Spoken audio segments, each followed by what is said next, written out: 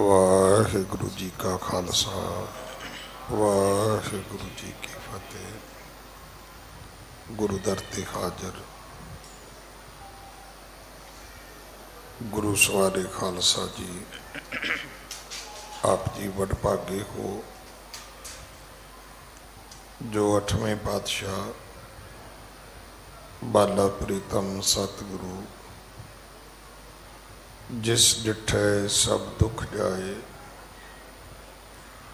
इन्हां अजमतां वडियाइयां दे मालिक गुरु हरकृष्ण साहब महाराज जी दे पवित्र चरण छो प्राप्त इतिहासक स्थान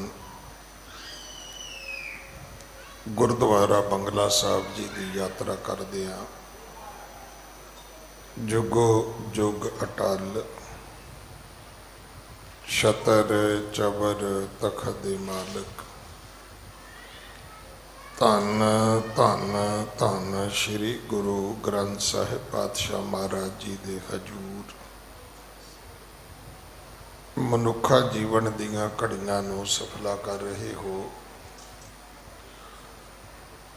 सतगुरु सारियां दी यात्रा सफल करन। हुण समा है गुरु दरबार दे नियम अनुसार गुरु इतिहास दी चल रही लड़ीवार कथा दा अपनी मन बिरतियां इकागर करो। रसना पवित्र कर दे एक बार,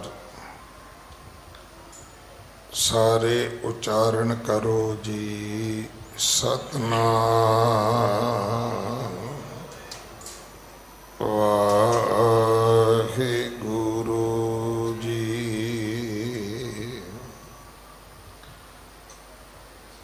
ये इतिहास पहले पातशाह जाहर पीर जगत गुरु कल तारण आए श्री गुरु नानक देव महाराज जी का है। प्रसंग है सतगुरु जी का अपने पिता जी नूं मेहता कल्याण दास नूं मोह ममता विचों कढ़ना, उन्हां ते अपनी कृपा दृष्टि करना, फिर उन्हां नूं कर्म कांडां तो भी मुक्त करना। जिहड़ी कल कथा आपां सुनी सी कि पिता जी श्राद्ध कर रहे सन, तो गुरु जी ने समझाया सी भी पिता जी जिन्हां दे बच्चे भगत हुंदे ने, जिन्हां दे बच्चे नाम जपदे हुंदे ने, जिन्हां दे बच्चे रब दे सेवक बन जाते ने, उन्हां नूं अपने पितरां दे निमित्त श्राद्ध करन दी लोड़ नहीं रहिंदी।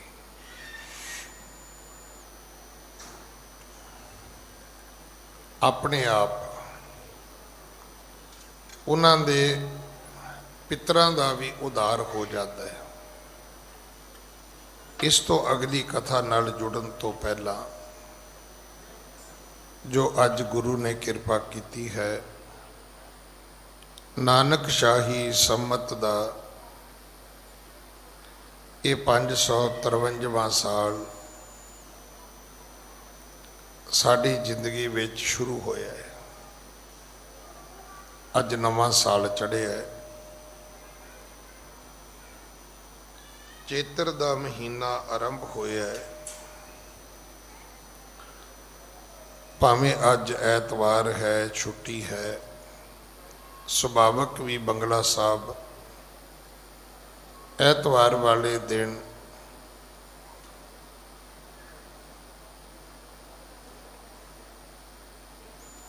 बहुत वड्डी गिणती में आके संगत मत्था टेकदी है। पर अज तुसीं वेख्या होएगा कि साडे आउण विच मत्था टेकण विच अज विशेष एक आकर्षण है कि अज संगरांद है, अज नवा साल है। जिन्हें नहीं भी कदे प्रसाद कराया हुंदा अज वो भी कराउंदा है। जिहड़ा अगे कदे आ गया ऐतवार, कदे ना आ गया, अज वो भी पूरे परिवार नाल इत्थे हाजिर होया है। तो किते ना किते ये भावना साडी है कि नवा साल, नवा महीना साडी जिंदगी विच सुख खुशियां लैके आवे। इदां दियां शुभ मनोकामनावां करनियां बिल्कुल ठीक ने। सानू सुख बारे सोचना चाहिए, सुख मंगना चाहिए, और जिथों तक अपना वस चले दूजे नूं भी सुख ही देना चाहिए, दुख नहीं देना चाहिए। पर कुदरत जिहड़ी है ये मेरे जां तुहाडे हाथ विच नहीं है। जिहड़ी परमात्मा ने विध बनाई है उहदे विच बंदे नूं किरत बनाया है, करता नहीं बनाया। असीं पुतलियां हाँ, जिवें वो नचाउंदा है उवें नचदियां, जिथे वो रखदा है उवें रहनियां। कदे अमृतसर साहब जाओ तो उत्थे एक इलाका है, उन्होंने कहते हैं पुतली घर। जदों टीवी नहीं सी हुंदे, फिल्मां नहीं सी हुंदियां, उदों जदों लोग नाटक ड्रामे नहीं सी करते। देखो ये जिहड़ा नचना गाउणा है ना, ये शुरू तो लैके इनू कोई बहुता मान सन्मान नहीं सी दिता गया। इस्लाम दे विच ते बिल्कुल ही हराम है, उन्होंने प्रवान ही नहीं किया इसनूं। फिर तुसीं कहोगे जी मुसलमानां दे विच ते मुजरा भी हुंदा है, वो कोठियां ते हुंदा है। चंगे मुसलमानां दे इलाके विच ढोलकियां नहीं वजदियां, वाजे नहीं वजदे, संगीत राग इस्लाम दे विच हराम है। ये जिहड़ियां कवालियां ने भी दरगाहां ते गाईआं जांदियां ने। ते कट्टड़ इस्लामक जिहड़े लोग ने उत्ते दरगाह नूं भी नहीं मनदे, वो कबरां दी पूजा नहीं करते। असीं भावें सिख हो के मुसलमान की कबर ते मत्था टेकीए, चंगा मुसलमान कदे कबर ते मत्था नहीं टेकदा। वो विश्वास ही नहीं करते इन्हां गल्लां विच।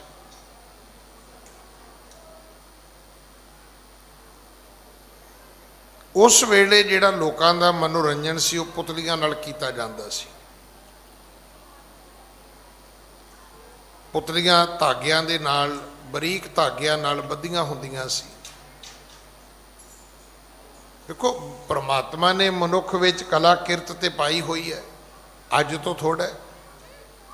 जदों तुसीं कई हज़ार साल पुरानी कोई प्रतिमा सुनते हो, मूर्ति सुनते हो भी उसकी कई करोड़ कीमत है, इसका अर्थ है भी अज तो हज़ारां साल पहला भी मनुख दे विच ये कला जिहड़ी सी ये मौजूद सी।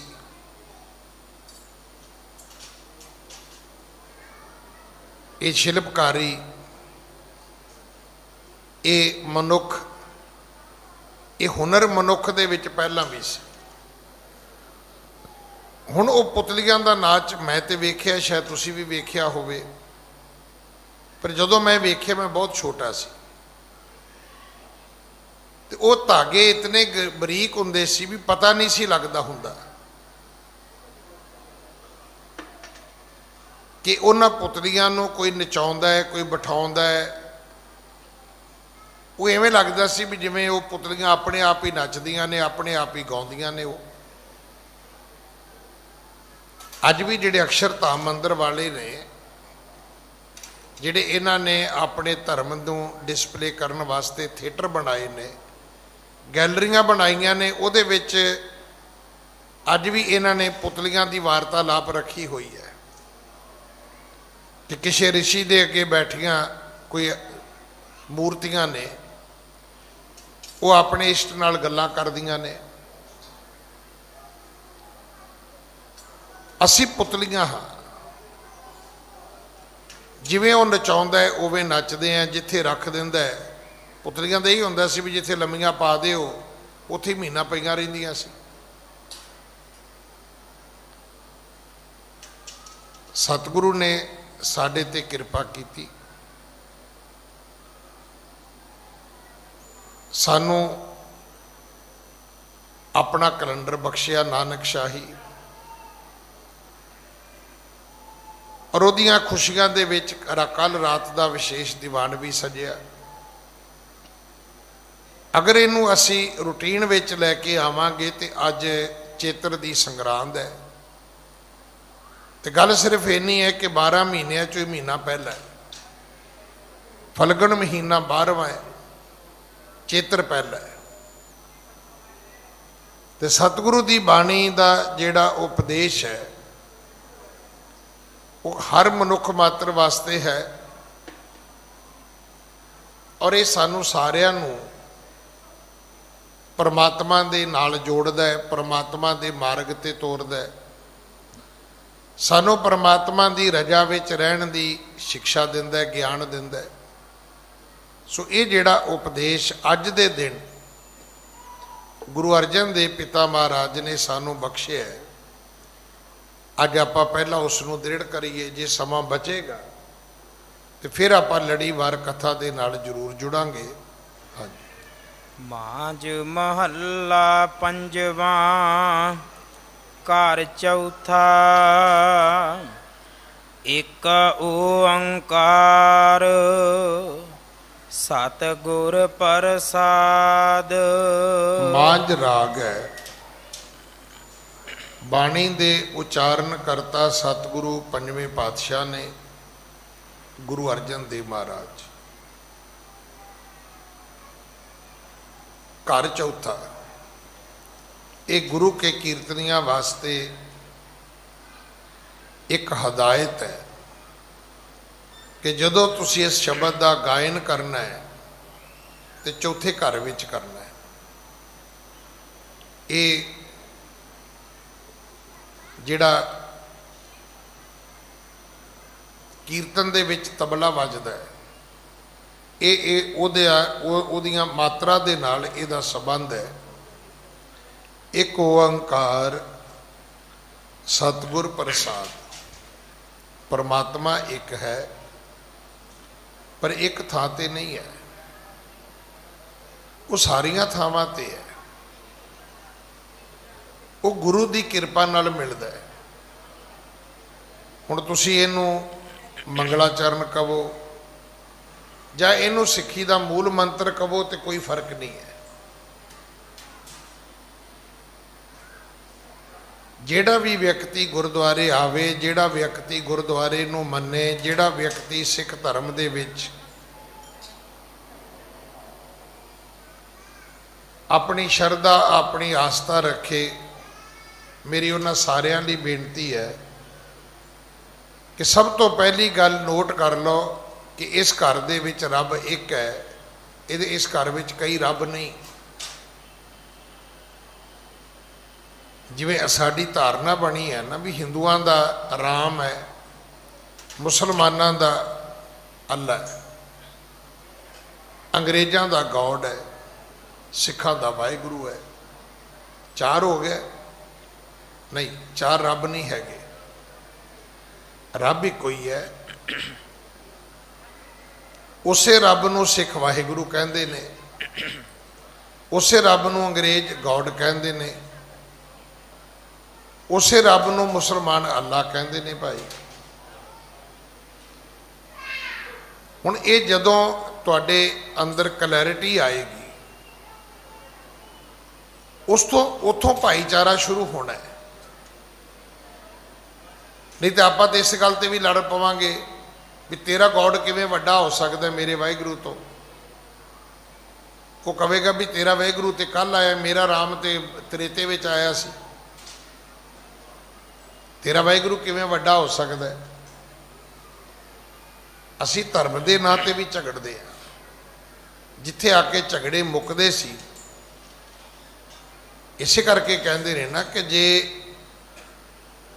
ਕੋਈ ਮਨੁੱਖ ਡਰੇ, ਰਾਜੇ ਦੇ ਮਹਿਲਾਂ ਵਿੱਚ ਜਾ ਵੜੇ ਕਿ ਮੈਨੂੰ ਬਚਾਓ, ਤੇ ਜੇ ਅੱਗੋਂ ਰਾਜਾ ਹੀ ਤਲਵਾਰ ਕੱਢ ਲਵੇ, ਕਹਿੰਦੇ ਦੱਸੋ ਉਸ ਬੰਦੇ ਨੂੰ ਕੌਣ ਬਚਾਏਗਾ। ਮਾਇਆ ਤੋਂ ਡਰਦਾ ਮਨੁੱਖ ਗੁਰਦੁਆਰੇ ਆਉਂਦਾ ਹੈ, ਤੇ ਜੇ ਉਹੀ ਮਾਇਆ ਦਾ ਪ੍ਰਭਾਵ ਗੁਰਦੁਆਰੇ ਤੋਂ ਕਬੂਲ ਲਵੇ, ਫਿਰ ਉਹਨੂੰ ਕੌਣ ਬਚਾ ਸਕਦਾ। ਅਸੀਂ ਅੱਗ ਨੂੰ ਬੁਝਾਉਣ ਵਾਸਤੇ ਪਾਣੀ ਦੀ ਵਰਤੋਂ ਕਰਦੇ ਹਾਂ, ਤੇ ਜੇ ਅੱਗ ਪਾਣੀ ਨੂੰ ਹੀ ਲੱਗ ਜਾਏ ਤੇ ਦੱਸੋ ਉਹਨੂੰ ਕੌਣ ਬੁਝਾ ਸਕਦਾ।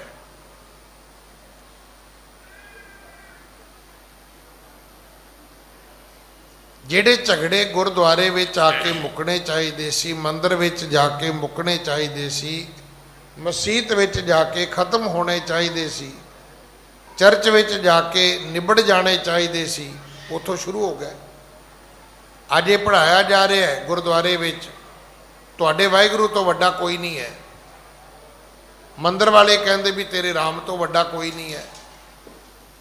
ਮਸਜਿਦ ਵਾਲੇ ਕਹਿੰਦੇ ਵੀ ਅੱਲਾ ਤੇ ਬਸ ਸਭ ਤੋਂ ਉੱਪਰ ਹੈ, ਬਾਕੀ ਸਾਰੇ ਥੱਲੇ ਥੱਲੇ ਨੇ। ਦੱਸੋ ਹੁਣ ਸਾਨੂੰ ਇਕੱਠਾ ਕੌਣ ਕਰੇਗਾ, ਕੌਣ ਪੜ੍ਹਾਵੇਗਾ। ਇੱਕ ਪਿਤਾ ਇੱਕ ਸਕੇ ਹਮ ਬਾਰਕ।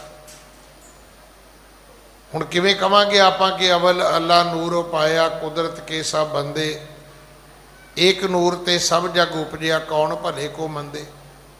ਸੋ ਮੈਂ ਹਮੇਸ਼ਾ ਬੇਨਤੀ ਕਰਦਾ ਕਿ ਜੇ ਤੁਸੀਂ ਗੁਰਦੁਆਰੇ ਨੂੰ ਮੰਨਣਾ ਹੈ, ਸਿੱਖੀ ਨੂੰ ਮੰਨਣਾ ਹੈ, ਤਾਂ ਫਿਰ ਪਹਿਲੀ ਗੱਲ ਸਮਝ ਲਓ ਕਿ ਰੱਬ ਇੱਕ ਹੈ, ਪਰ ਉਹੀ ਰੱਬ ਹੈ, ਉਹ ਰੱਬ ਤੁਹਾਡਾ ਵੀ ਹੈ, ਉਹ ਸਾਰਿਆਂ ਦਾ ਵੀ ਹੈ, ਪਰ ਇੱਕ ਥਾਂ ਤੇ ਨਹੀਂ ਹੈ। ਮਤ ਸੋਚਣਾ ਵੀ ਗੁਰਦੁਆਰੇ ਵਿੱਚ ਹੈ, ਨਹੀਂ, ਉਹ ਤੁਹਾਡੇ ਨਾਲ ਹੈ, ਤੁਹਾਡੇ ਕੋਲ ਹੈ, ਤੁਹਾਡੇ ਅੰਗ ਸੰਗ ਹੈ। ਦੁਕਾਲੰਗ ਪ੍ਰਣਾਸ਼ੀ ਦਇਆਲੰਗ ਸਰੂਪੇ ਸਦਾ ਅੰਗ ਸੰਗੇ ਅਪੰਗੰਗ ਵਿਭੂਤੇ। ਮਿਲੇਗਾ ਗੁਰੂ ਦੀ ਕਿਰਪਾ ਨਾਲ। ਹਾਂਜੀ। ਕੀਰਤ ਕਰਮ ਕੇ ਵਿਛੜੇ, ਘਰ ਕਿਰਪਾ ਮੇਲੋ ਰਾਮ। ਸਤਿਗੁਰੂ ਜੀ ਨੇ ਜਿਹੜਾ 12 ਮਾਹਾਂ ਦਾ ਇਹ ਉਪਦੇਸ਼ ਦਿੱਤਾ ਹੈ, ਇਹ ਇੱਕ ਯਾਤਰਾ ਹੈ।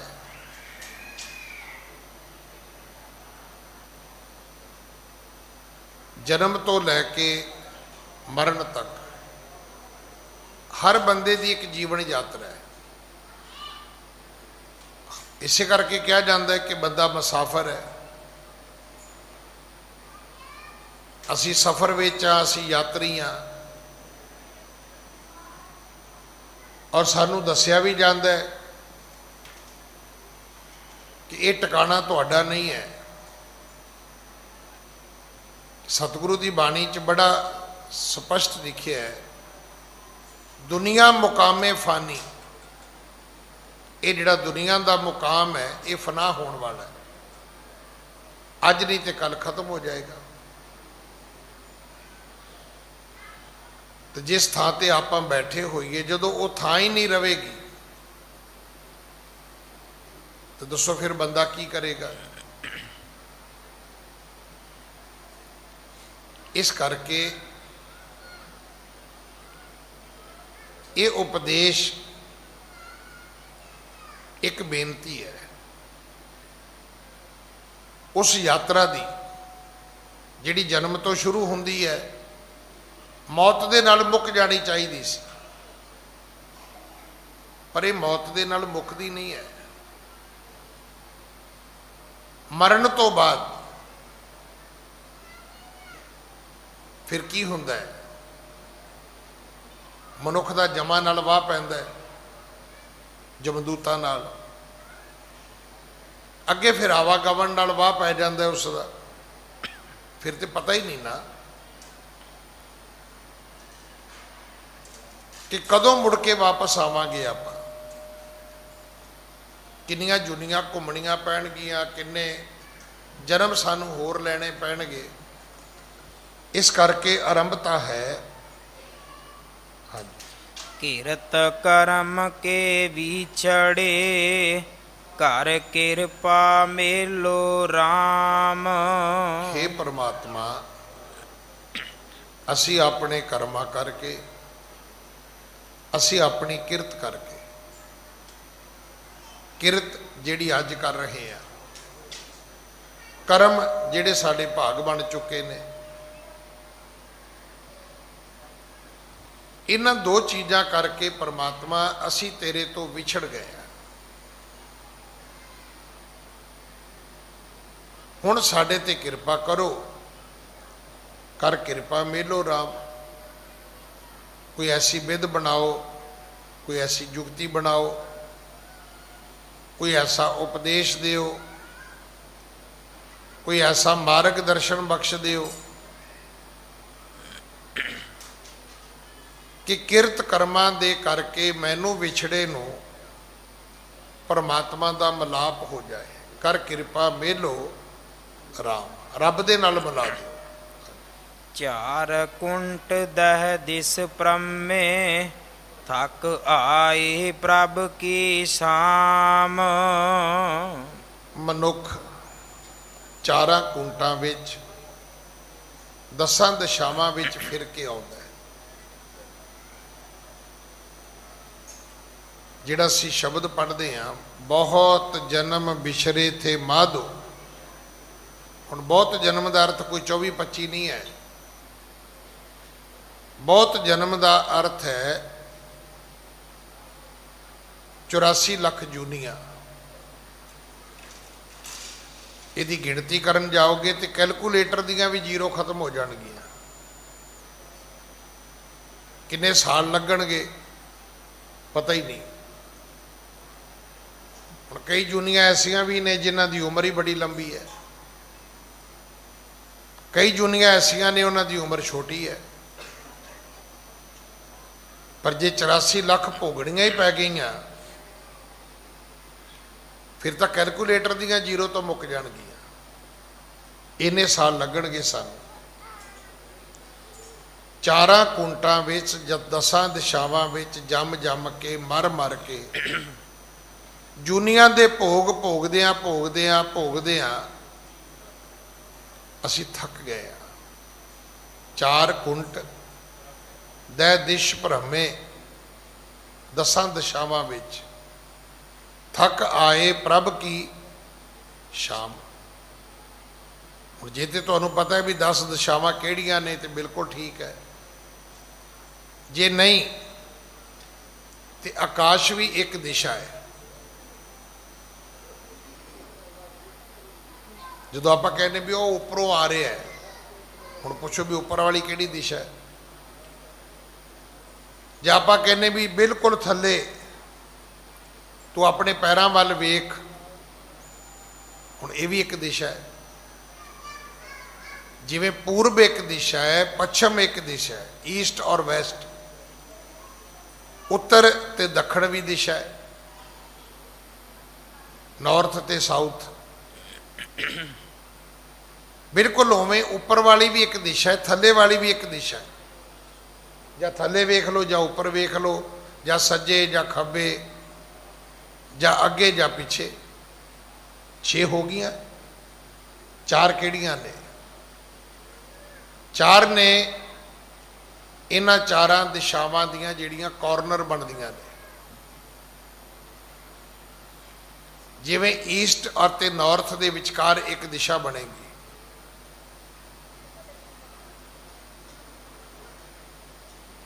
ਇਸੇ ਤਰ੍ਹਾਂ ਈਸਟ ਔਰ ਸਾਊਥ ਦੇ ਵਿੱਚ ਇੱਕ ਦਿਸ਼ਾ ਬਣੇਗੀ, ਸਾਊਥ ਵੈਸਟ ਦੇ ਵਿੱਚ ਇੱਕ ਦਿਸ਼ਾ ਬਣੇਗੀ,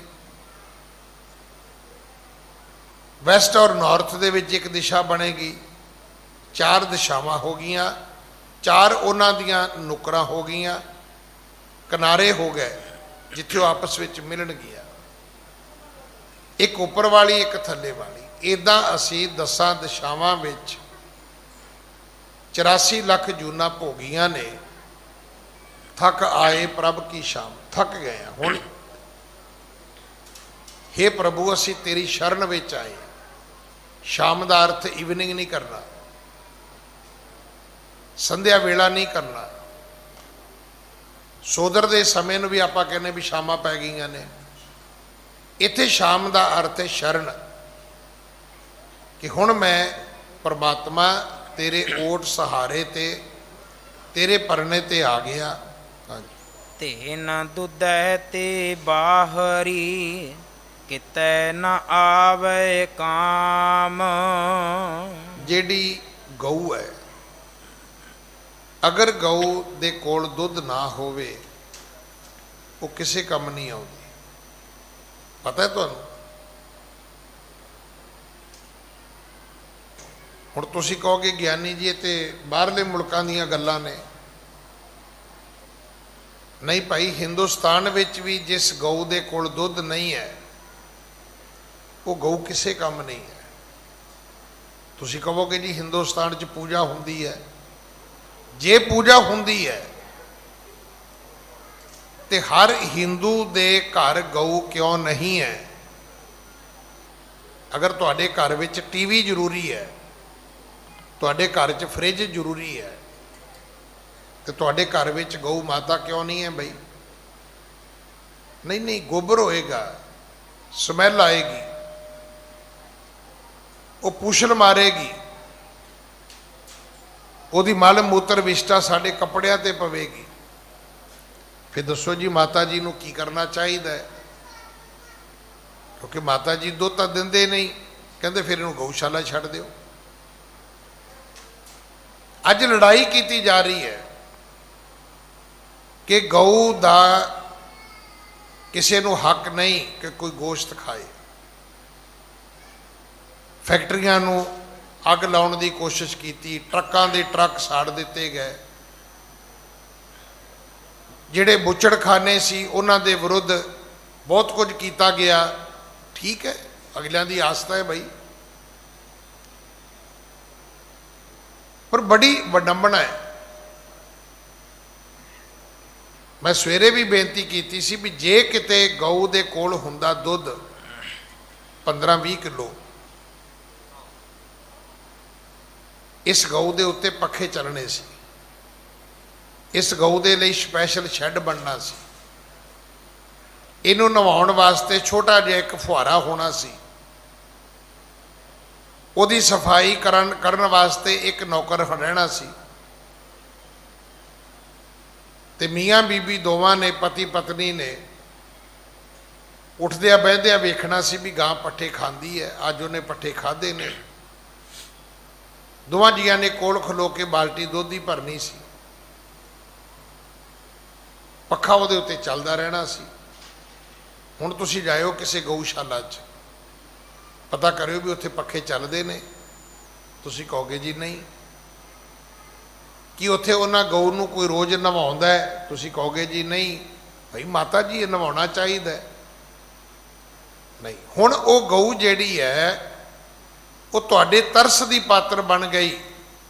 ਕੋਈ ਦਾਨੀ ਆਏਗਾ, ਕੋਈ ਪੱਠੇ ਪਾਏਗਾ, ਤੇ ਜੇ ਕਿਤੇ 15-20 ਕਿਲੋ ਦੁੱਧ ਹੁੰਦਾ ਤੇ ਕੋਈ ਆਉਂਦਾ ਵੀ ਨਾ ਗਵਾਂਢੀ ਵੀ ਜੀ ਅਸੀਂ ਤੁਹਾਡੇ ਗਊ ਨੂੰ ਅਸੀਂ ਆਟੇ ਦਾ ਪੇੜਾ ਦੇਣਾ ਹੈ, ਅਸੀਂ ਕਹਿਣਾ ਵੀ ਖਬਰਦਾਰ, ਅੱਜ ਤੋਂ ਬਾਅਦ ਤੁਸੀਂ ਆਏ ਤਾਂ ਸਾਡੇ ਕੋਲੇ ਪੇੜੇ ਵੀ ਹੈਗੇ ਨੇ, ਵਡੇਵੇਂ ਵੀ ਹੈਗੇ ਨੇ।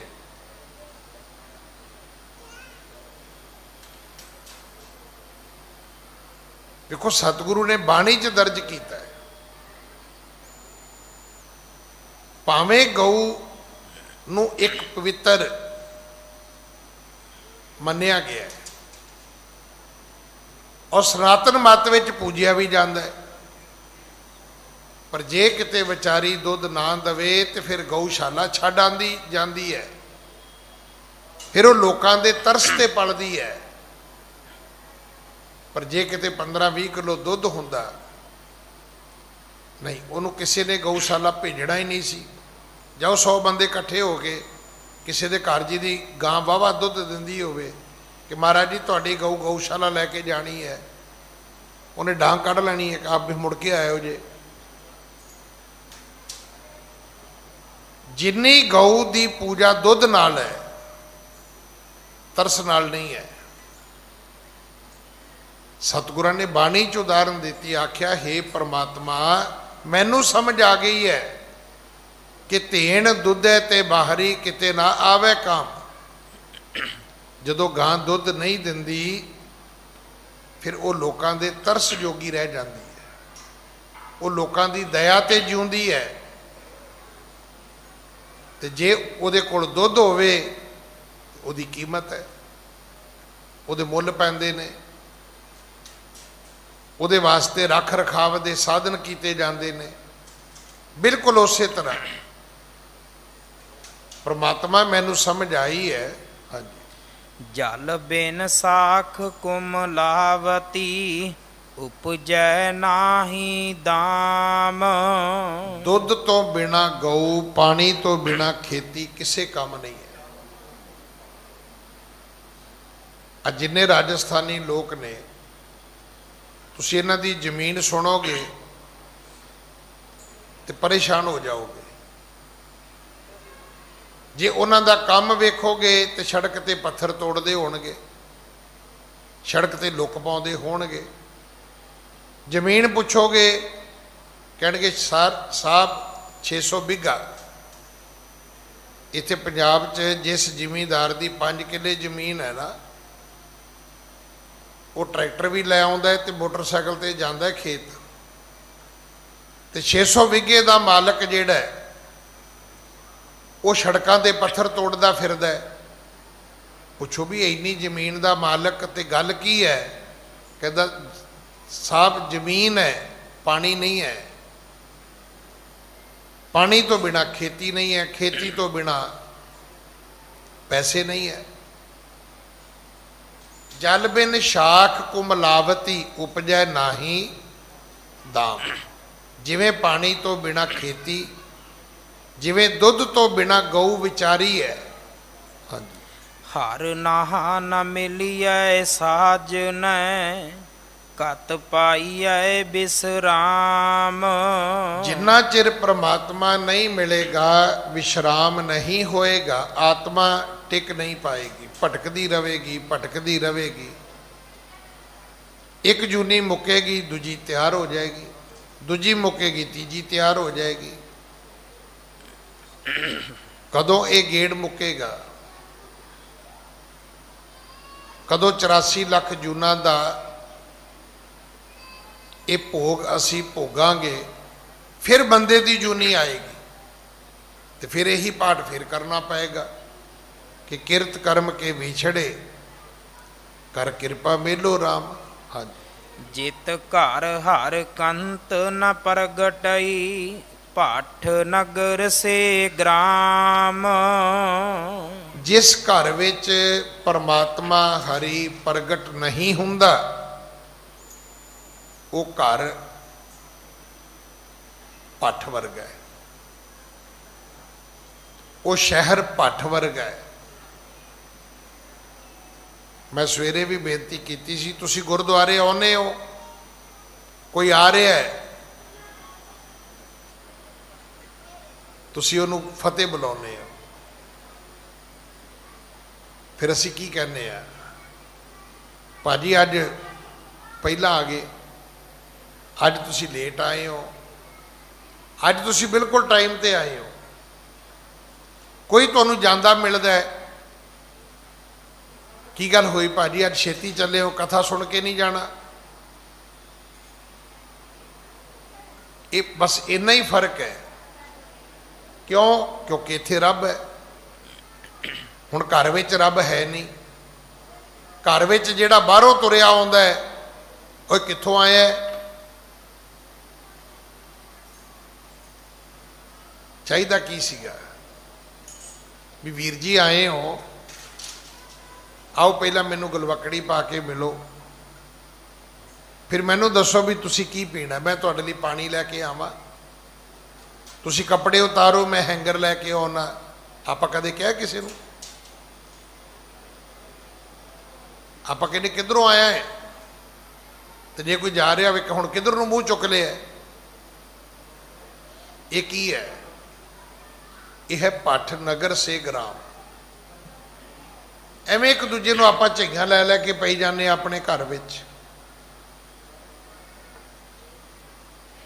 ਘਰ ਵਿੱਚ ਤੁਸੀਂ ਰੋਟੀ ਖਾਧੀ ਹੈ, ਥਾਲੀ ਰੱਖਤੀ ਹੈ, ਰੋਟੀ ਖਵਾਉਣ ਵਾਲੀ ਮਾਂ ਵੀ ਕਵੇਗੀ ਵੀ ਕਾਕਾ ਥਾਲੀ ਚੁੱਕ ਤੇ ਉਹ ਸ਼ੈਂਕ 'ਚ ਰੱਖ ਕੇ ਆ।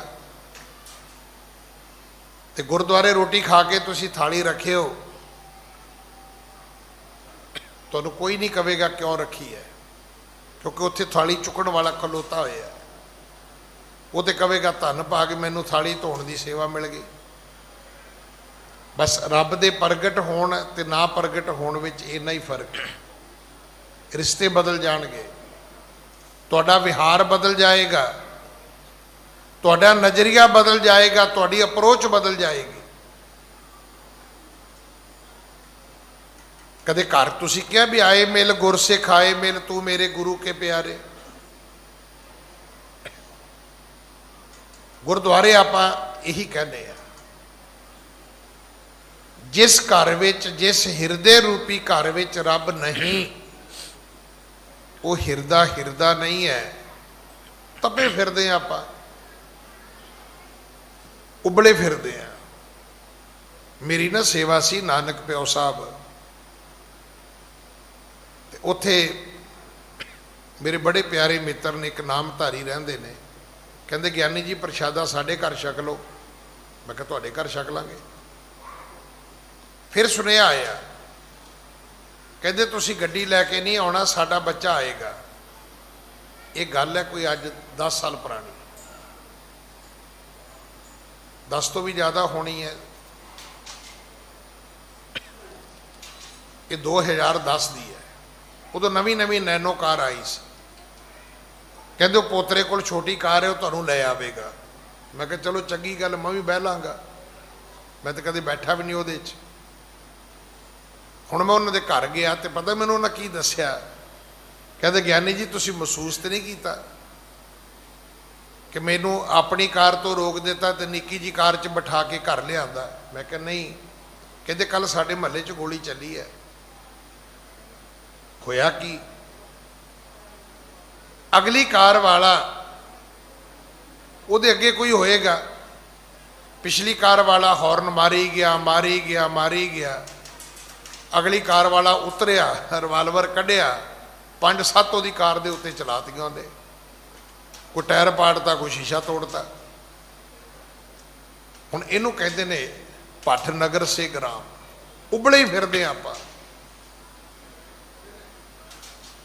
ਪਰ ਇਹ ਕੀ ਹੈ? ਸਤਿਗੁਰੂ ਦੀ ਬਾਣੀ 'ਚ ਲਿਖਿਆ, ਜੈ ਤਨ ਬਾਣੀ ਕਰੋ ਕਿਰਪਾ, ਜੈ ਤਨ ਬਾਣੀ ਵਿਸਰ ਜਾਏ, ਜੋ ਪੱਕਾ ਰੋਗੀ ਵਿਲ ਲਾਏ। ਜਿਉ ਤਪਤ ਹੈ ਬਾਰੋ ਬਾਰ, ਤਪ ਖਪੈ ਬਹੁਤ ਬੇਕਾਰ। ਇੱਥੋਂ ਇਹ ਸ਼ਬਦ ਸ਼ੁਰੂ ਹੁੰਦਾ ਹੈ,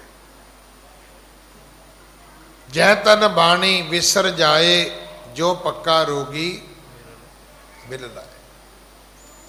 ਕੁਸ਼ਟ ਦੇ ਰੋਗੀ ਵਾਲੀ ਸਾਡੀ ਹਾਲਤ ਹੈ। ਵੇਖੋ ਬਿਮਾਰੀਆਂ ਦੁਨੀਆ 'ਚ ਬੜੀਆਂ ਨੇ, ਹਰ ਬਿਮਾਰੀ ਵਿੱਚ ਰੋਗੀ ਸੌ ਜਾਂਦਾ ਹੋਏਗਾ, ਪਰ ਕੁਸ਼ਟ ਦਾ ਇੱਕ ਐਸਾ ਰੋਗ ਹੈ ਜਿਹਦੇ 'ਚ ਨੀਂਦ ਨਹੀਂ ਆਉਂਦੀ।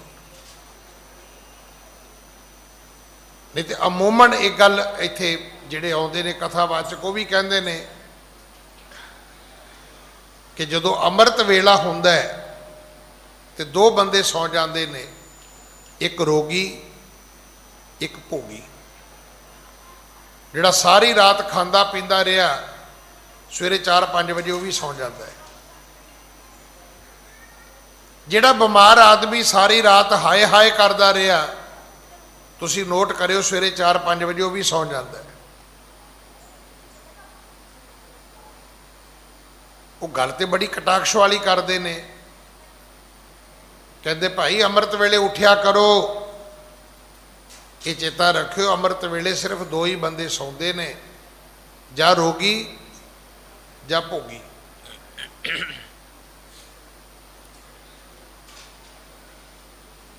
ਸਤਿਗੁਰਾਂ ਨੇ ਬਾਣੀ 'ਚ ਉਦਾਹਰਣ ਦਿੱਤੀ ਵੀ ਕੁਸ਼ਟ ਰੋਗੀ ਵਾਲੀ ਹਾਲਤ ਹੈ। ਇਹ ਕੁਸ਼ਟ ਰੋਗੀ ਹੈ ਜਿਹਨੂੰ ਸਵੇਰੇ ਅੰਮ੍ਰਿਤ ਵੇਲੇ ਵੀ ਨੀਂਦ ਨਹੀਂ ਆਉਂਦੀ। ਭੱਠ ਨਗਰ ਸੇ ਗ੍ਰਾਮ, ਮੈਂ ਤਾਂ ਰੋਜ਼ ਬੇਨਤੀ ਕਰਦਾ ਵੀ ਤੁਸੀਂ ਮਤ ਸੋਚੋ ਵੀ ਅੰਮ੍ਰਿਤ ਛਕੋਗੇ, ਬਾਣੀ ਪੜ੍ਹੋਗੇ, ਗੁਰਦੁਆਰੇ ਜਾਓਗੇ, ਦੇਵਤੇ ਬਣ ਜਾਓਗੇ। ਮੈਂ ਦੇਵਤਾ ਨਹੀਂ ਬਣਨਾ।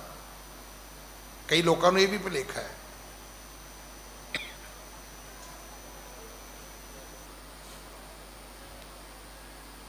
ਜਦੋਂ ਮੇਰਾ ਆਨੰਦ ਕਾਰਜ ਹੋਇਆ ਨਾ, ਉਦੋਂ ਕਿ ਮੇਰੇ ਇੱਕ ਦੋਸਤ ਦਾ ਵੀ ਹੋਇਆ। ਥੋੜਾ ਜਿਹਾ ਉਹਦਾ ਪਹਿਲਾਂ ਹੋਇਆ, 6 ਮਹੀਨੇ 9 ਮਹੀਨੇ ਦਾ ਫਰਕ ਹੋਣਾ, ਪਰ ਸਾਡਾ ਉਮਰ ਦਾ ਬੜਾ ਫਰਕ ਸੀ। ਮੇਰੀ 24 ਸਾਲ ਸੀ, ਉਹਦੀ ਮੇਰੇ ਖਿਆਲ 34-35 ਸਾਲ ਹੋਣੀ ਹੈ। ਅਸੀਂ ਸਾਲ ਡੇਢ ਸਾਲ ਫਿਰ ਇੱਕੋ ਘਰ 'ਚ ਇਕੱਠੇ ਵੀ ਰਹੇ।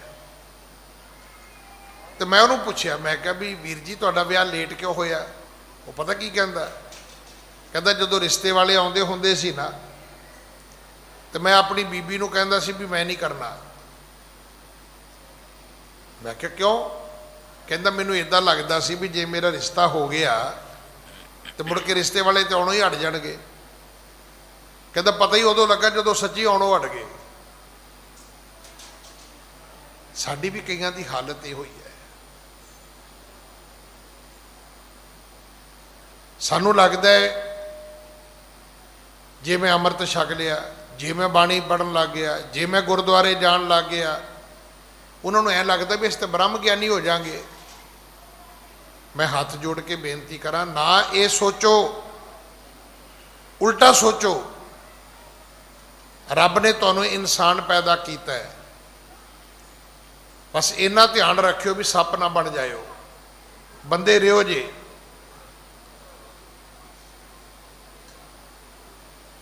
ਮੈਂ ਸ਼ੇਖ ਸ਼ਾਦੀ ਜੀ ਦੀ ਗੱਲ ਬੜੀ ਵਾਰੀ ਸਾਂਝੀ ਕੀਤੀ ਹੈ ਕਿ ਬੰਦਾ ਜੰਗਲ ਵਿੱਚੋਂ ਲੱਕੜ ਲੈ ਕੇ ਆ ਰਿਹਾ ਹੈ, ਪੈਰ ਤੋਂ ਖੂਨ ਵਗ ਰਿਹਾ ਹੈ, ਲੱਤ ਤੋਂ। ਛੋਟੀ ਜੀ ਬੱਚੀ ਨੇ ਪੁੱਛਿਆ, ਅੱਬਾ ਤੇਰੀ ਟੰਗ ਤੇ ਕੀ ਹੋਇਆ? ਕਹਿੰਦਾ ਪੁੱਤਰ ਕੁੱਤੇ ਨੇ ਕੱਟਿਆ ਹੈ। ਛੋਟੇ ਜਿਹੇ ਬੱਚੇ ਦਾ ਦੂਜਾ ਸਵਾਲ ਹੈ ਕਿ ਅੱਬਾ ਫਿਰ ਤੂੰ ਵੀ ਕੁੱਤੇ ਨੂੰ ਕੱਟਿਆ? ਤੇ ਅੱਬਾ ਦਾ ਹੁਣ ਜਵਾਬ ਇਹ ਹੈ, ਕਹਿੰਦਾ ਪੁੱਤਰ ਕੱਟਣਾ ਕੁੱਤੇ ਦਾ ਕੰਮ ਹੈ, ਬੰਦੇ ਦਾ ਕੰਮ ਨਹੀਂ ਹੈ। ਹੁਣ ਤੁਸੀਂ ਦੱਸੋ ਵੀ ਆਪਾਂ ਇੱਕ ਦੂਜੇ ਨੂੰ ਕੱਟਣ ਤੇ ਨਹੀਂ ਲੱਗੇ ਹੋਏ? ਤੁਸੀਂ ਕਹੋਗੇ ਜੀ ਸਾਰੇ ਲੱਗੇ ਹੋਏ ਆ, ਤੇ ਫਿਰ ਅਸੀਂ ਬੰਦੇ ਹੋਏ ਕਿ ਕੁੱਤੇ ਹੋਏ? ਹੁਣ ਤੁਸੀਂ ਕਹੋਗੇ ਜੀ ਗਿਆਨੀ ਜੀ ਤੁਹਾਨੂੰ ਕੀ ਹੱਕ ਹੈ? ਤੁਸੀਂ ਇੰਨਾ ਕੌੜਾ ਬੋਲਦੇ ਹੋ, ਸਿੱਧਾ ਬੋਲਦੇ ਹੋ, ਤੁਹਾਨੂੰ ਕੀ ਹੱਕ ਹੈ? ਭਾਈ ਮੈਂ ਤੇ ਤੁਹਾਨੂੰ ਬੇਨਤੀ ਕਰਦਾ, ਇਹ ਹੱਕ ਤੇ ਗੁਰੂ ਅਰਜਨ ਸਾਹਿਬ ਕੋਲੇ ਹੈ। ਉਹ ਕਹਿੰਦੇ ਨੇ ਕਰਤੂਤ ਪਸ਼ੂ ਕੀ, ਕਰੋ ਕਿਰਪਾ, ਕਰਤੂਤ ਪਸ਼ੂ ਕੀ, ਮਾਨਸ ਜਾਤ ਲੋਕ ਪਚਾਰਾ ਕਰੇ ਦਿਨ ਰਾਤ। ਕਦੇ ਅਸੀਂ ਸੱਪ ਬਣੇ ਹੁੰਨੇ ਆ। ਤੁਹਾਨੂੰ ਪਤਾ ਹੈ ਜਿਹੜਾ ਦੁੱਧ ਪੀ ਕੇ ਜ਼ਹਿਰ ਉਗਲੇ ਉਹ ਕੌਣ ਹੈ? ਉਹ ਸੱਪ ਹੈ। ਇਹੋ ਜਿਹੇ ਸੱਪ ਤੁਸੀਂ ਕਿੰਨੇ ਵਾਰੀ ਪਾਲੇ ਨੇ? ਤੁਸੀਂ ਆਪਣੀ ਦੁਕਾਨ ਤੇ ਨੌਕਰੀ ਦਿੱਤੀ, ਤੁਸੀਂ ਫੈਕਟਰੀ ਵਿੱਚ ਰੋਟੀ ਦਿੱਤੀ ਬੰਦੇ ਨੂੰ, ਉਹਨੇ ਤੁਹਾਨੂੰ ਫੈਕਟਰੀ ਚੋਂ ਹੀ ਕੱਢ ਦਿੱਤਾ। ਹੋਰ ਸੱਪ ਕਿਹਨੂੰ ਕਹਿੰਦੇ ਨੇ? ਤੁਸੀਂ ਨਿੱਕਾ ਜਿਹਾ ਨੌਕਰ ਧੀ ਪੁੱਤਰ ਬਣਾ ਕੇ ਲਿਆਏ, ਤੋ ਹੀ ਇੱਕ ਦਿਨ ਸਮੂਹ ਤੇ ਸਰਾਣਾ ਰੱਖ ਕੇ ਤੁਹਾਨੂੰ ਮਾਰ ਕੇ ਧਨ ਦੌਲਤ ਲੈ ਗਿਆ, ਤੇ ਸੱਪ ਕਿਹਨੂੰ ਕਹਿੰਦੇ ਹੋ ਤੁਸੀਂ?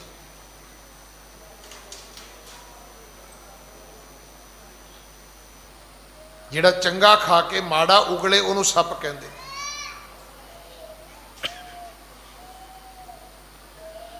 ਤੁਸੀਂ ਵੇਖਿਆ ਕਈ ਬੰਦਿਆਂ ਦੀ ਜ਼ਿੰਦਗੀ ਵਿੱਚ ਟਿਕਾਓ ਨਹੀਂ ਹੈ, ਟੱਪਦੇ ਹੀ ਫਿਰਦੇ ਨੇ। ਹੁਣ ਇਹ ਕੰਮ ਕਿਹਦਾ ਹੈ? ਬਾਂਦਰ ਦਾ ਕੰਮ ਹੈ। ਤੁਹਾਨੂੰ ਪਤਾ ਹੈ ਬਾਂਦਰ ਦਾ ਧਰਤੀ ਤੇ ਘਰ ਨਹੀਂ ਹੈਗਾ? ਪਤਾ? ਜੇ ਤੁਹਾਨੂੰ ਲੱਭੇ ਤੇ ਮੈਨੂੰ ਜ਼ਰੂਰ ਦੱਸਿਓ ਜੀ। ਕਿਸੇ ਦਰਖਤ ਤੇ ਲੱਭ ਜਾਏ, ਕਿਸੇ ਪਹਾੜੀ ਤੇ ਲੱਭ ਜਾਏ, ਕਿਸੇ ਦੀ ਛੱਤ ਤੇ ਲੱਭ ਜਾਏ ਬਾਂਦਰ ਦਾ ਘਰ, ਤੇ ਮੈਨੂੰ ਦੱਸਿਓ। ਨਹੀਂ ਹੈਗਾ। ਕਿਉਂ ਨਹੀਂ ਹੈਗਾ ਪਤਾ ਤੁਹਾਨੂੰ? ਇਸ ਕਰਕੇ ਨਹੀਂ ਹੈਗਾ ਕਿ ਜਿੱਥੇ ਬਾਂਦਰ ਰਵੇ ਉੱਥੇ ਕਿਸੇ ਦਾ ਵੀ ਘਰ ਨਹੀਂ ਹੁੰਦਾ।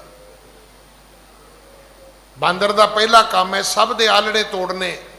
ਕਹਿੰਦੇ ਰੱਬ ਨੇ ਉਹਨੂੰ ਸਰਾਫ ਦਿੱਤਾ ਹੋਇਆ ਹੈ ਕਿ ਜੇ ਤੂੰ ਕਿਸੇ ਦਾ ਘਰ ਨਹੀਂ ਛੱਡੇਗਾ ਤੇ ਜਾ ਬਾਂਦਰਾ, ਤੈਨੂੰ ਮੇਰਾ ਸਰਾਫ ਹੈ, ਤੇਰਾ ਇਸ ਧਰਤੀ ਤੇ ਘਰ ਨਹੀਂ ਕਦੇ ਬਣੇਗਾ। ਆਪਣਾ ਘਰ ਬਣਾਉਣਾ ਚਾਹੁੰਦੇ ਹੋ, ਕਦੇ ਕਿਸੇ ਦਾ ਘਰ ਨਾ ਤੋੜਿਓ।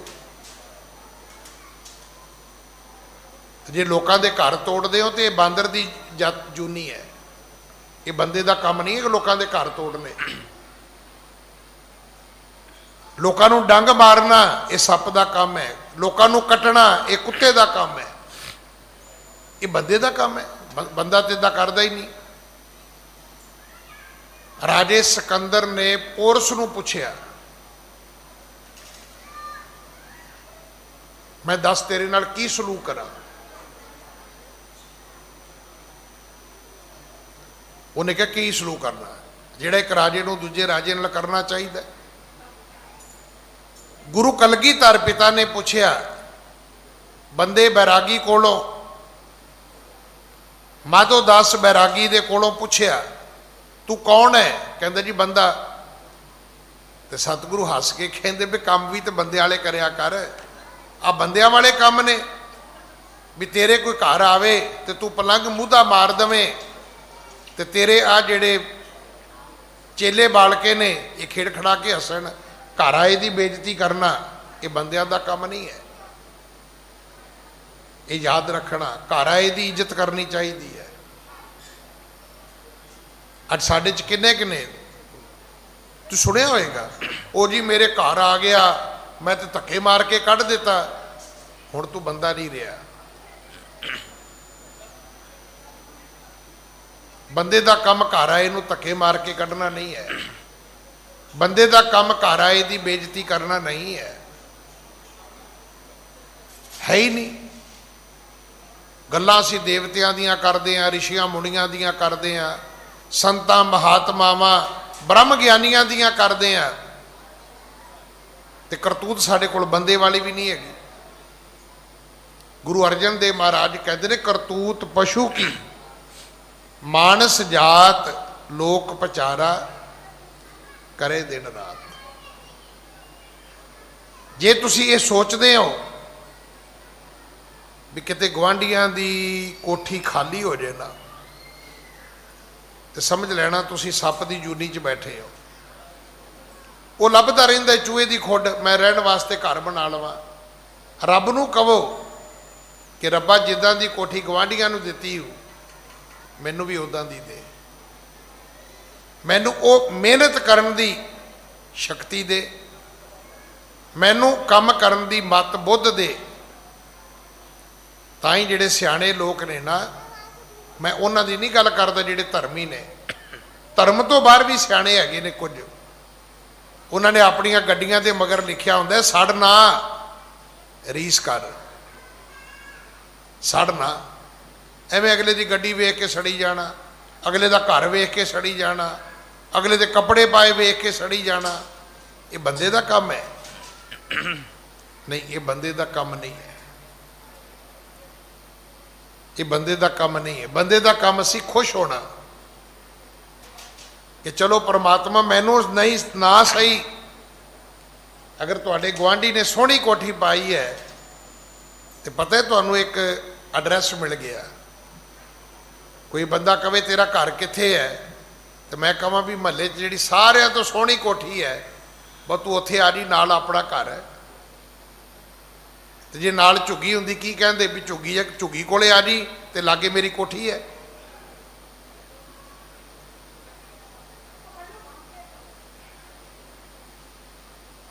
ਅਗਰ ਪਰਮਾਤਮਾ ਹਿਰਦੇ ਵਿੱਚ ਨਾ ਪ੍ਰਗਟ ਹੋਇਆ, ਇਹ ਹਿਰਦਾ ਭੱਠੀ ਵਰਗਾ ਤਪਦਾ ਹੀ ਰਹੇਗਾ। ਇਹ ਸਾੜ, ਇਹ ਈਰਖਾ, ਇਹ ਵੈਰ ਵਿਰੋਧ, ਇਹਨਾਂ ਚੀਜ਼ਾਂ ਨੇ ਕਦੇ ਮੁੱਕਣਾ ਨਹੀਂ ਹੈ। ਹਾਂਜੀ। ਸਰਬ ਸ਼ਿੰਗਾਰ ਤੰਬੂਲ ਰਸ, ਸਣ ਦੇਹੀ ਸਭ ਖਾਮ। ਸਾਰੇ ਸ਼ਿੰਗਾਰ ਤੰਬੋਲ ਇਹ ਜਿਹੜੇ ਰਸ ਨੇ ਇਹ ਦੁਖਦਾਈ ਹੋਣਗੇ ਭਾਈ। ਹਾਂਜੀ। ਪ੍ਰਭ ਸੁਆਮੀ ਕੰਤ ਬਹੂਣੀਆਂ ਮੀਤ ਸੱਜਣ ਸਭ ਜਾਮ। ਜੇ ਪ੍ਰਮਾਤਮਾ ਨੂੰ ਵਿੱਚੋਂ ਕੱਢ ਦਿਓ ਤੇ ਸੱਜਣ ਮਿੱਤਰ ਵੀ ਜਮਾਂ ਵਰਗੇ ਨੇ। ਇਹ ਸਾਰੇ ਸਮਝ ਲਓ ਵੀ ਤੁਹਾਡੇ ਤੋਂ ਲੇਖਾ ਹੀ ਲੈ ਰਹੇ ਨੇ। ਜੇ ਰੱਬ ਵਿੱਚ ਨਾ ਆਇਆ ਤੇ ਇਹਨਾਂ ਨੇ ਖਾਂਦੇ ਜਾਣਾ ਹੈ ਤੇ ਤੁਰੇ ਜਾਣਾ ਹੈ, ਤੇ ਜੇ ਰੱਬ ਵਿੱਚ ਹੋਇਆ ਤੇ ਇਹ ਬਿਰਧ ਭਇਆ ਉੱਪਰ ਸਾਕ ਸੈਣ, ਫਿਰ ਤੁਹਾਡੇ ਸਿਰ ਤੇ ਖਲੋਣਗੇ, ਵਡੇਪੇ ਵਿੱਚ ਪਾਣੀ ਵੀ ਮੂੰਹ ਚ ਪਾਉਣਗੇ, ਫਿਰ ਤੁਹਾਡੀ ਮਦਦ ਵੀ ਕਰਨਗੇ, ਤੁਹਾਡੀ ਸੇਵਾ ਵੀ ਕਰਨਗੇ। ਹਾਂਜੀ। ਨਾਨਕ ਕੀ ਬੇਨੰਤੀਆਂ ਕਰ ਕਿਰਪਾ ਦੀਜੈ ਨਾਮ। ਇਸ ਕਰਕੇ ਮੇਰੀ ਨਾਨਕ ਦੀ ਬੇਨਤੀ ਹੈ, ਪ੍ਰਮਾਤਮਾ ਮੈਨੂੰ ਆਪਣਾ ਨਾਮ ਬਖਸ਼। ਹਾਂਜੀ। ਹਰ ਮੇਲੋ ਸੁਆਮੀ ਸੰਗ ਪ੍ਰਭ ਜਿਸ ਕਾ ਨਿਹਚਲ ਧਾਮ। ਹੇ ਪ੍ਰਮਾਤਮਾ ਮੈਨੂੰ ਉਸ ਵਾਹਿਗੁਰੂ ਦੇ ਨਾਲ ਮਿਲਾ ਜਿਹਦਾ ਧਾਮ ਨਿਹਚਲ ਹੈ, ਜਿਹਦਾ ਘਰ ਅਟਲ ਹੈ, ਜੁਗੋ ਜੁਗ ਅਟਲ ਹੈ। ਕਿਸੇ ਯੁੱਗ ਦੇ ਵਿੱਚ ਉਹਦਾ ਘਰ ਬਿਨਸਿਆ ਨਹੀਂ, ਅੱਗੇ ਪਿੱਛੇ ਨਹੀਂ ਹੋਇਆ, ਟੁੱਟਿਆ ਨਹੀਂ, ਖਤਮ ਨਹੀਂ ਹੋਇਆ। ਹਰ ਯੁੱਗ ਵਿੱਚ ਉਹਦਾ ਘਰ ਸਲਾਮਤ ਹੈ। ਹਾਂਜੀ। ਚੇਤ ਗੋਵਿੰਦ ਅਰਾਧੀਐ ਹੋਵੇ ਆਨੰਦ ਕਣਾ। ਚੇਤਰ ਦਾ ਮਹੀਨਾ ਬਹੁਤ ਭਾਗਾਂ ਵਾਲਾ ਮਹੀਨਾ ਹੈ ਭਾਈ, ਬਸੰਤ ਦੀ ਰੁੱਤ ਵਾਲਾ ਮਹੀਨਾ ਹੈ। ਜੇ ਪ੍ਰਮਾਤਮਾ ਨੂੰ ਯਾਦ ਕਰੋਗੇ ਬਹੁਤਾ ਆਨੰਦ ਆਵੇਗਾ। ਸੰਤ ਜਨਾ ਮਿਲ ਪਾਈਐ ਰਸਨਾ ਨਾਮ ਪਣਾ। ਕਿਸੇ ਰੱਬ ਦੇ ਪਿਆਰੇ ਤੋਂ ਪੁੱਛ ਲਿਓ ਜੀ ਕਿ ਇਸ ਜੀਭਾ ਦੇ ਨਾਲ ਪਰਿਪੂਰਨ ਪ੍ਰਮਾਤਮਾ ਦੀ ਆਰਾਧਨਾ, ਉਹਦਾ ਸਿਮਰਨ ਕਿਵੇਂ ਕਰੀਦਾ ਹੈ। ਜਿਨ ਪਾਇਆ ਪ੍ਰਭ ਆਪਣਾ ਆਏ ਤਿਸੇ ਗਣਾ। ਜਿਨ੍ਹਾਂ ਨੇ ਆਪਣੇ ਪ੍ਰਮਾਤਮਾ ਪਤੀ ਵਾਹਿਗੁਰੂ ਨੂੰ ਪਾ ਲਿਆ, ਉਹਨਾਂ ਦਾ ਆਉਣਾ ਮੁਬਾਰਕ ਹੈ, ਜੰਮਣਾ ਮੁਬਾਰਕ ਹੈ। ਉਹਨਾਂ ਦਾ ਜੀਵਨ, ਉਹਨਾਂ ਦਾ ਖਾਧਾ ਪੀਤਾ ਪਹਿਨਿਆ ਸਭ ਕੁਝ ਮੁਬਾਰਕ ਹੈ ਭਾਈ। ਹਾਂਜੀ। ਇਕ ਖਿਨ ਤਿਸ ਬਿਨ ਜੀਵਨਾ ਬਿਰਥਾ ਜਨਮ ਜਨਾ। ਪਰ ਇੱਕ ਖਿਣ ਮਾਤਰ, ਛਿਣ ਮਾਤਰ ਵੀ ਪ੍ਰਮਾਤਮਾ ਤੋਂ ਬਿਨਾਂ ਜਿਉਣਾ ਇਹ ਵਿਅਰਥ ਹੈ, ਉਹ ਕਿਸੇ ਲੇਖੇ ਵਿੱਚ ਨਹੀਂ ਹੈ। ਜਲ ਥਲ ਮਹੀਲ ਪੂਰਿਆ ਰਵਿਆ ਵਿੱਚ ਬਣਾ। ਪਰਮਾਤਮਾ ਪਾਣੀ ਵਿੱਚ ਵੀ ਹੈ, ਪਰਮਾਤਮਾ ਧਰਤੀ ਤੇ ਵੀ ਹੈ, ਪਰਮਾਤਮਾ ਆਕਾਸ਼ ਵਿੱਚ ਵੀ ਹੈ, ਪਰਮਾਤਮਾ ਜੰਗਲਾਂ ਬੇਲਿਆਂ ਵਿੱਚ ਵੀ ਹੈ। ਹਾਂਜੀ। ਸੋ ਪ੍ਰਭ ਚਿਤ ਨਾ ਆਵਈ ਕਿਤੜਾ ਦੁੱਖ ਗਣਾ। ਐਸਾ ਪਰਮਾਤਮਾ ਜੇ ਚੇਤੇ ਵਿੱਚ ਨਾ ਆਵੇ ਤੇ ਤੁਸੀਂ ਇਹ ਜ਼ਰੂਰ ਚੇਤਾ ਰੱਖਣਾ, ਉਸ ਵਿਅਕਤੀ ਦੇ ਦੁੱਖ ਗਿਣੇ ਨਹੀਂ ਜਾ ਸਕਦੇ। ਜਦੋਂ ਕੋਈ ਆਦਮੀ ਤੁਹਾਨੂੰ ਕਹੇ ਨਾ ਮੈਂ ਦੁਖੀ ਹਾਂ, ਤੇ ਜ਼ਰੂਰ ਚੇਤਾ ਰੱਖਣਾ ਵੀ ਇਹਨੂੰ ਪਰਮਾਤਮਾ ਭੁੱਲਿਆ ਹੋਏਗਾ। ਜੇ ਪਰਮਾਤਮਾ ਚਿੱਤ ਆਵੇ ਤਾਂ ਫਿਰ ਚੇਤਾ ਰੱਖਣਾ, ਚਿੱਤ ਆਵੇ ਉਸ ਪਾਰ ਬ੍ਰਹਮ ਲੱਗੇ ਨਾ ਤਤੀ ਵਾਉ। ਤਤੀ ਹਵਾ ਚੱਲ ਸਕਦੀ ਹੈ ਪਰ ਤੁਹਾਨੂੰ ਨਹੀਂ ਲੱਗੇਗੀ। ਕਈਆਂ ਦੇ ਨਾ ਸ਼ੀਸ਼ੇ ਦੇ ਕੈਬਨ ਹੁੰਦੇ ਨੇ, ਜਿੱਥੇ ਮੈਂ ਇੱਥੇ ਬਾਹਰ ਬੈਠਦਾ ਨਾ ਖੰਡ ਪਾਠਾਂ ਵਾਲੇ ਪਾਸੇ, ਉਧਰ ਸਾਰੇ ਕੈਬਨ ਸ਼ੀਸ਼ੇ ਦੇ ਨੇ, ਦਰਵਾਜ਼ਾ ਵੀ ਸ਼ੀਸ਼ੇ ਦਾ ਹੈ। ਤੁਸੀਂ ਯਕੀਨ ਕਰਨਾ, ਕਈ ਵਾਰੀ ਮੈਂ ਬੰਦੇ ਵੇਖੇ ਨੇ ਉਹ ਸ਼ੀਸ਼ੇ ਦੇ ਵਿੱਚ ਆ ਕੇ ਵੱਜਦੇ ਨੇ, ਉਹਨਾਂ ਨੂੰ ਪਤਾ ਹੀ ਨਹੀਂ ਲੱਗਦਾ ਵੀ ਇਹ ਸ਼ੀਸ਼ਾ ਇਹਦੇ ਵਿੱਚ। ਵਾਕਈ ਨਹੀਂ ਪਤਾ ਲੱਗਦਾ, ਉਹਨਾਂ ਦਾ ਕਸੂਰ ਵੀ ਕੋਈ ਨਹੀਂ ਹੈ। ਹੁਣ ਸ਼ੀਸ਼ਾ ਹੈ, ਟਰਾਂਸਪੇਰੈਂਟ ਹੈ, ਪਰ ਜੇ ਉਹਦੇ ਅੰਦਰ ਏਸੀ ਚੱਲਦਾ ਹੋਵੇ ਤੇ ਜਿਹੜੀ 42 43 44 45 ਡਿਗਰੀ ਟੈਂਪਰੇਚਰ ਦੀ ਬਾਹਰ ਗਰਮ ਹਵਾ ਹੈ, ਉਹਨੇ ਤੁਹਾਨੂੰ ਕੀ ਕਹਿਣਾ ਹੈ। ਜੇ ਪ੍ਰਮਾਤਮਾ ਤੁਹਾਡੇ ਚਿੱਤ ਆ ਜਾਏ ਤੇ ਤੱਤੀ ਹਵਾ ਤੁਹਾਨੂੰ ਨਹੀਂ ਲੱਗੇਗੀ, ਉਹਦੇ ਵਿੱਚ ਪ੍ਰਮਾਤਮਾ ਇੱਕ ਟਰਾਂਸਪੇਰੈਂਟ ਸ਼ੀਸ਼ਾ ਪਾ ਦੇਗਾ। ਤੁਸੀਂ ਸਾਰਾ ਕੁਝ ਵੇਖੋਗੇ ਪਰ ਤੁਸੀਂ ਦੁਖੀ ਨਹੀਂ ਹੋਵੋਗੇ, ਉਹ ਤੱਤੀ ਹਵਾ ਤੁਹਾਨੂੰ ਛੋ ਨਹੀਂ ਸਕੇਗੀ। ਹਾਂਜੀ। ਜਿਨੀ ਰਾਵਿਆ ਸੋ ਪ੍ਰਭੂ ਤਿੰਨਾ ਭਾਗ ਮਨਾ। ਜਿਨ੍ਹਾਂ ਨੇ ਪ੍ਰਮਾਤਮਾ ਨੂੰ ਖੁਸ਼ ਕੀਤਾ ਹੈ ਉਹਨਾਂ ਦੇ ਮਣਾ ਮੋਈ ਭਾਗ ਚੰਗੇ ਨੇ, ਉਹ ਖੁਸ਼ਕਿਸਮਤ ਨੇ। ਹਾਂਜੀ। ਹਰ ਦਰਸ਼ਨ ਕਉ ਮਨ ਲੋਚਦਾ, ਨਾਨਕ ਪਿਆਸ ਮਨਾ। ਹੇ ਪ੍ਰਮਾਤਮਾ, ਮੇਰਾ ਤੇਰੇ ਦਰਸ਼ਨਾਂ ਨੂੰ ਮਨ ਲੋਚਦਾ ਹੈ, ਕਿਰਪਾ ਕਰੋ ਮੈਨੂੰ ਆਪਣੇ ਦਰਸ਼ਨ ਦਿਓ। ਹਾਂਜੀ। ਚੇਤ ਮਿਲਾਏ ਸੋ ਪ੍ਰਭੂ, ਤਿਸ ਕੈ ਪਾਏ ਲਗਾ। ਮੇਰੇ ਮਨ ਵਿੱਚ ਪ੍ਰਭੂ ਦੇ ਦਰਸ਼ਨਾਂ ਦੀ ਪਿਆਸ ਹੈ, ਤੇ ਗੁਰੂ ਨੇ ਉਪਦੇਸ਼ ਕਰਕੇ ਦੱਸਿਆ, ਭਾਈ ਚੇਤ ਮਿਲਾਏ ਸੋ ਪ੍ਰਭੂ, ਤਿਸ ਕੈ ਪਾਏ ਲੱਗਾ। ਫਿਰ ਲੱਭ, ਉਹ ਕੌਣ ਹੈ ਜਿਹੜਾ ਤੈਨੂੰ ਪਰਮਾਤਮਾ ਨਾਲ ਮਿਲਾ ਦੇਵੇ। ਅੱਜ ਦਾ ਹੁਕਮਨਾਮਾ ਵੀ ਇਹੋ ਹੀ ਹੈ, ਕੋਈ ਜਨ ਹਰਿ ਸਿਉ ਦੇਵੈ ਜੋਰ, ਚਰਨ ਗਹੋਂ ਬਕੋਂ ਸ਼ੁਭ ਰਸਨਾ, ਦੀਜੈ ਪ੍ਰਾਣ ਅਕੋਰ। ਇਹਨੇ ਸ਼ਬਦ ਪ੍ਰਵਾਨ ਕਰਨਾ। ਵਾਹਿਗੁਰੂ ਜੀ ਕਾ ਖਾਲਸਾ, ਵਾਹਿਗੁਰੂ ਜੀ ਕੀ ਫਤਿਹ।